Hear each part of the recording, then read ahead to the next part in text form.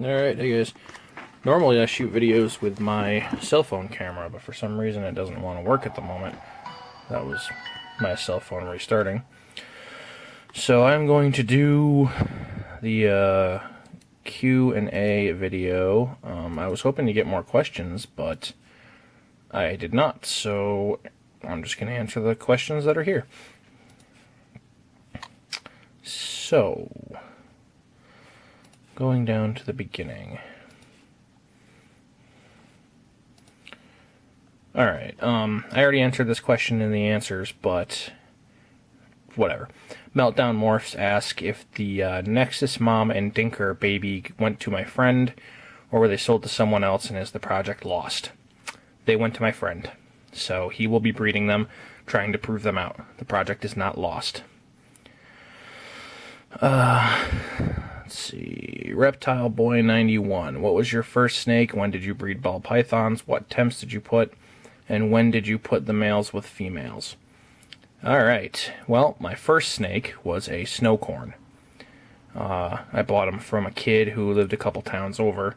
He was probably like 10 years younger than me, but he had a really decent breeding operation going on in his bedroom. He had snake racks before I even knew they were a thing, and I was amazed by them.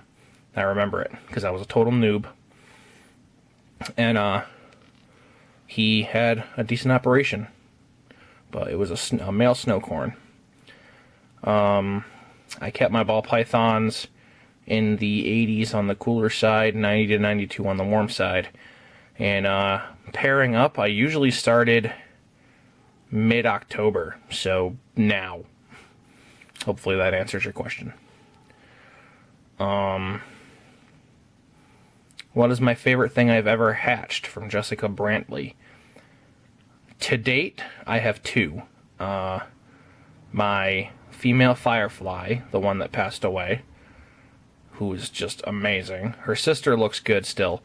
Granddaddy Herps has her sister. And this year's fireflies were not bad at all, but she will still be my favorite. And honestly, the female ivory that Lenny has at LAC Reptiles, she was my first white snake. So, and Lenny is loving the hell out of that animal, which is good. So, I'm all great about that. Kimberly Vogel.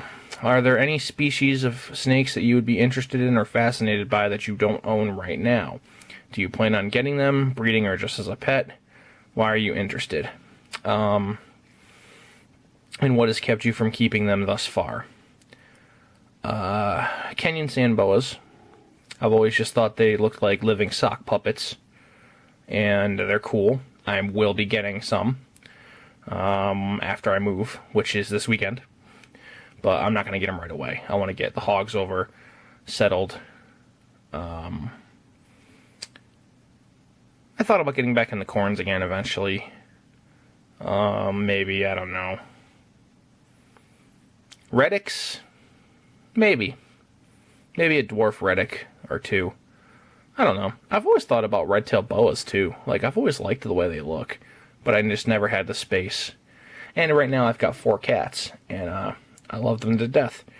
And I know, I can get a locking cage and it's not a good excuse, but I'm terrified that the snake, knowing me, I mean, I've had ball pythons get out, and it's not a big deal. They're ball pythons. But I'd feel so terrible if a red tail got out and ate one of my cats, It's a shitty excuse, but it's a fear that's there. It's irrational, but it's there. Civic 30045. Have you ever thought about working with spotted pythons instead of sand boas? No. I'll have to look them up, maybe in the future, but at the moment, no. For the video, can you show your mouse rack for Caden Townsend? I have a video on my mouse rack. If you go look through my videos, you'll find it. I'll do one after the move. But not in this video, because it's 1:43 in the morning, and I'm not going to go upstairs until I go to bed. Alden Long, are you going to get ball pythons anytime soon, or are you going to stay with hognoses for good? I can't answer that right now, Alden.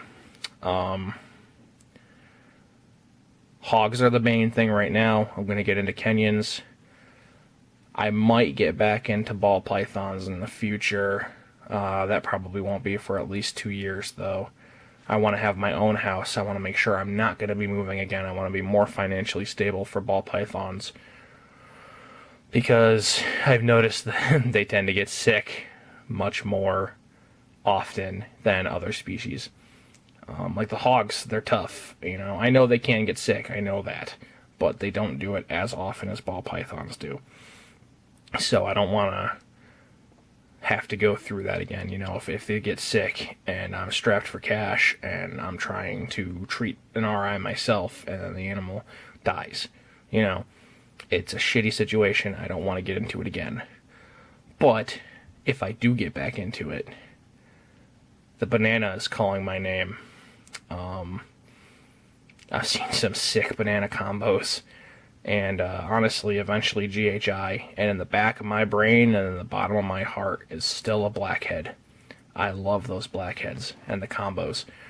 I'm surprised they have not taken off more than they already have. I mean, I see GHI, I see banana, coral glow projects. I don't see any blackhead projects.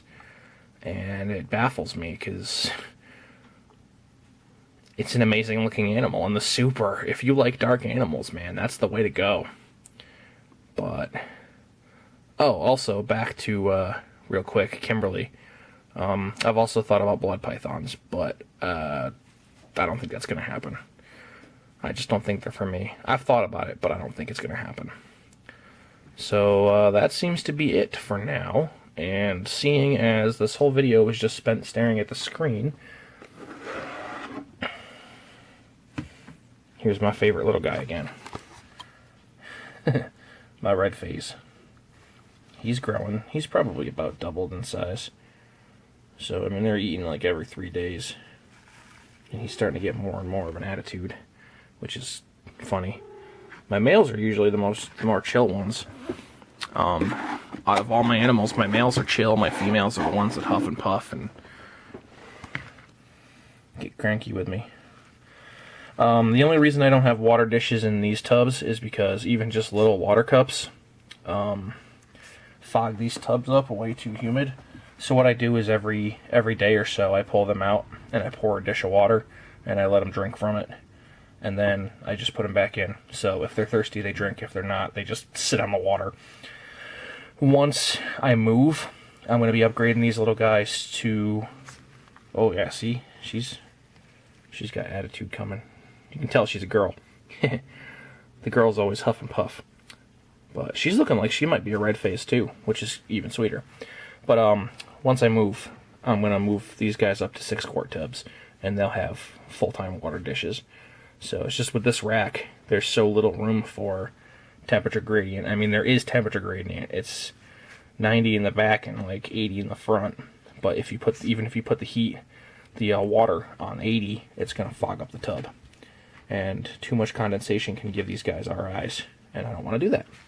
So that's why they don't have water. But plus, I serve them their meals wet, so they get moisture from that too. But so that was my Q&A video. Hopefully you guys enjoyed it. Give me some more video ideas. I mean, I'm not going to be on for a little bit because I got to move and get settled in, and I'll show you guys the new place. I'll show you guys the backyard. I'm going to probably set that up to be a herper heaven back there. Our original plan was to spend a year in the place, but now we're looking at probably 2 years to really build up a decent cash base to look for our own house. And if I'm going to do that, I was thinking about picking up an old bathtub or something and sinking it into the backyard, or maybe just digging a hole and putting a pond liner. Point is, I want to throw a little bit of water in a pond liner and throw some lilies in there, see if I can get some frogs and stuff to show up.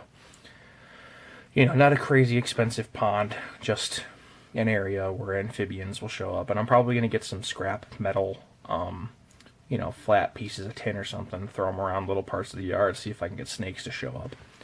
So I want to turn it into a place where I can go out in the backyard and find animals. But I'll show you guys once we move.